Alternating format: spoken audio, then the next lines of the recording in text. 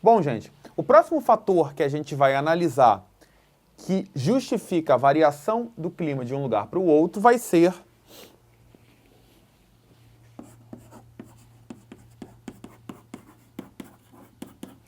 a altitude. Primeira coisa, o que é a altitude? Existe uma diferença entre a altitude e a altura que você precisa saber. A altura é a distância vertical entre dois pontos quaisquer. Por exemplo, a minha altura é a distância vertical entre os meus pés e a minha cabeça. A altitude é uma distância vertical entre um ponto qualquer e o nível do mar. Então, quando a gente fala em altitude, a gente está falando da distância vertical que um ponto está em relação ao nível do mar.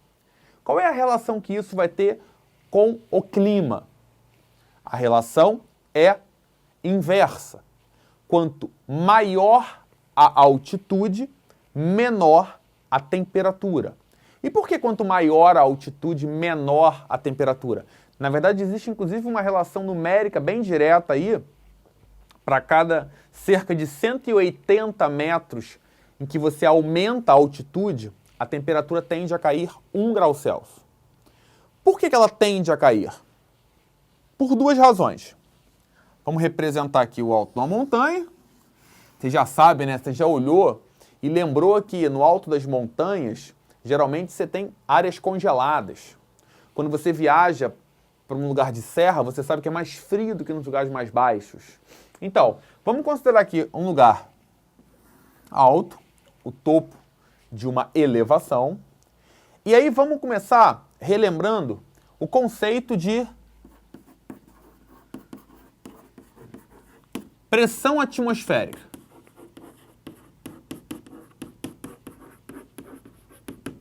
O que é a pressão atmosférica? O peso do ar. O que é o peso do ar? É a massa do ar vezes a gravidade.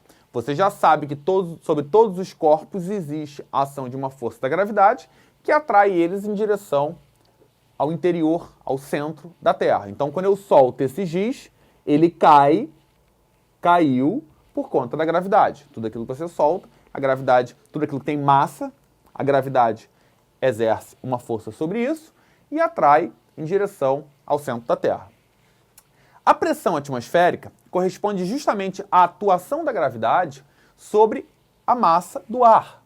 Ar esse que você sabe que tem massa, porque quando você pega uma bolinha dessas de aniversário, uma bexiga dessa, e sopra, ela enche. Ela enche de quê? Ar. Quem é que está ocupando aquele espaço? É o ar, que tem uma massa.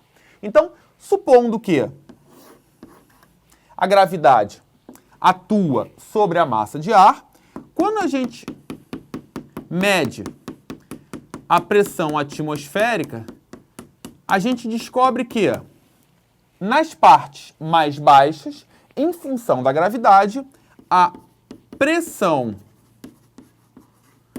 é maior e nas partes mais altas,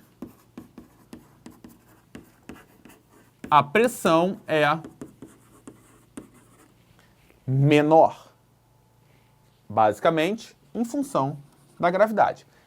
Maurício, o que isso tem a ver com a temperatura? Muito simples. O aquecimento do ar atmosférico tem a ver com o nível de absorção que as partículas que formam o ar têm desse calor. Na verdade, assim, o ar quente seriam partículas muito agitadas, o ar frio, partículas menos agitadas.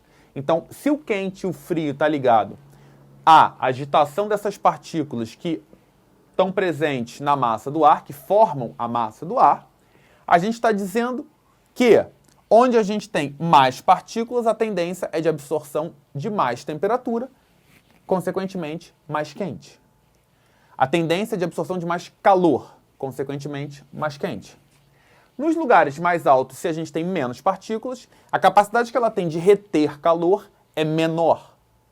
Ok? A gente diz que nessas áreas com pressão menor, o ar mais rarefeito, ele tem, ou seja, menos partículas, ele tem menor capacidade de absorver calor.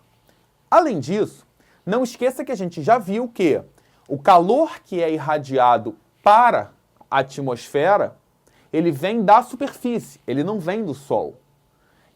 Se ele viesse do Sol, os lugares mais altos seriam mais quentes, né? Estamos mais próximos do Sol. Mas ele vem da superfície. E geralmente em lugares muito altos, picos de montanhas, por exemplo, eles têm uma superfície muito estreita.